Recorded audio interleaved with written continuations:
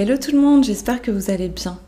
Aujourd'hui, je vais vous partager ce qui est vraiment au cœur du minimalisme.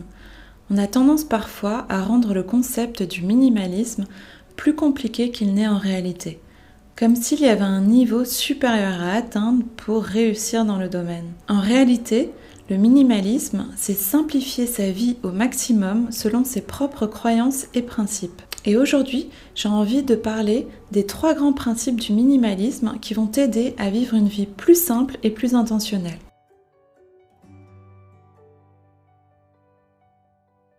Si tu es nouveau sur ma chaîne, je m'appelle Isabelle et ici j'aborde des sujets tels que le développement personnel, le minimalisme, l'amélioration de soi et tout ce qui peut nous permettre à retrouver une vie meilleure et pleine de sens. Pour plus de contenu, n'hésite pas à cliquer et t'abonner. Bref, tu l'auras compris, si tu veux te sentir bien, tu es au bon endroit.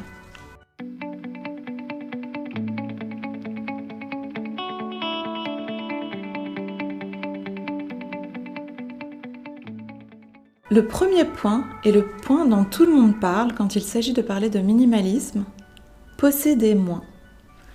Une grande part du minimalisme est de se désencombrer d'une partie de ses possessions et de retirer l'excès, le trop qui nous empêche de nous concentrer sur ce qui est vraiment important dans notre vie. Et donc, pour ceux qui choisissent le minimalisme, on choisit de se débarrasser de ces distractions pour pouvoir avancer sur nos projets et retrouver des passions et ce qui a vraiment de la valeur pour nous. Ce qui est assez incroyable est de voir à quel point les gens qui décident de se désencombrer du trop-plein de matériel se sentent beaucoup plus calmes et voient leur stress se réduire incroyablement.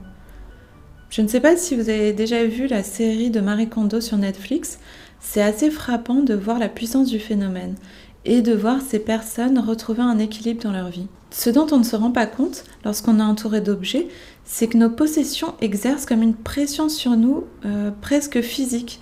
Donc lorsque l'on retire cet excès, on est capable de ressentir on arrive à respirer à nouveau et parce que les choses qu'on avait ne sont plus là pour nous mettre cette pression. On est libéré de ces choses. Donc se désencombrer fait partie des principes inéluctables pour être minimaliste. Cependant, ce n'est pas le seul point. Et c'est pourquoi nous allons aborder le point numéro 2. Retirer les distractions. Pour faire cela, il est important d'identifier ce qui est important pour nous dans notre vie et ce qui a de la valeur pour nous. Ces distractions peuvent venir sous différentes formes, telles que les relations nocives, toxiques, ou bien une mauvaise habitude. Ça peut être une activité ou une profession, un travail que l'on n'aime pas, ou bien même les réseaux sociaux qui nous prennent beaucoup de temps. Il faut donc revoir quel est notre idéal de vie et reconsidérer les habitudes que l'on a. Par exemple, on peut avoir des personnes de notre entourage qui nous tirent vers le bas et qui, par leur négativité, nous empêchent de nous épanouir. Ça peut être le fait de se réveiller et de commencer sa journée en regardant les infos et ça va nous mettre dans de mauvaise humeur dès la première heure de la journée. C'est clairement quelque chose à fuir lorsqu'on est sensible ou hypersensible. Cela peut être différentes choses, mais ce qui est sûr, c'est que ces choses nous détournent de nos objectifs et de notre vie.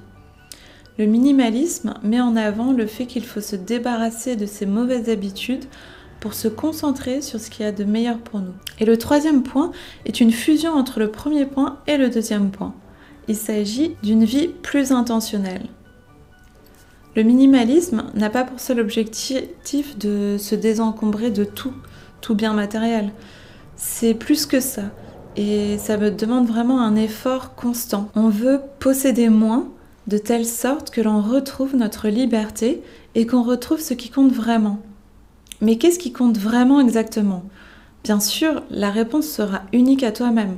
Donc c'est à toi de définir quelles sont tes valeurs fondamentales, quelles sont tes passions, qu'est-ce qui est important pour toi.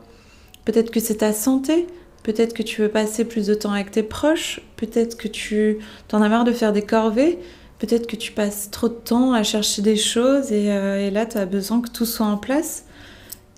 Il faut que tu saches ce qui t'anime, ce qui est ton vrai but en fait. Donc recherche quelles sont tes motivations dans la vie, car en tant que minimaliste, c'est en définissant nos passions et en éliminant les distractions qu'on arrive à atteindre nos objectifs.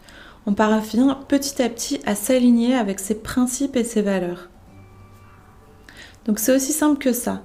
Le minimalisme n'est pas aussi complexe qu'on pourrait le penser. C'est juste retirer le surplus et distraction pour revenir à l'essentiel et se sentir plus léger et plus attentif à ce qui nous fait vraiment vibrer. N'hésite pas à me laisser en commentaire ton point de vue et où en es-tu de ta vie de minimaliste. Ça m'intéresse beaucoup et j'aimerais connaître tes aspirations. Merci d'avoir regardé cette vidéo. Si elle t'a plu, n'hésite pas à t'abonner, partager et clique sur la cloche pour être prévenu lorsque je mets une nouvelle vidéo. À bientôt et on est ensemble et le bonheur est en toi.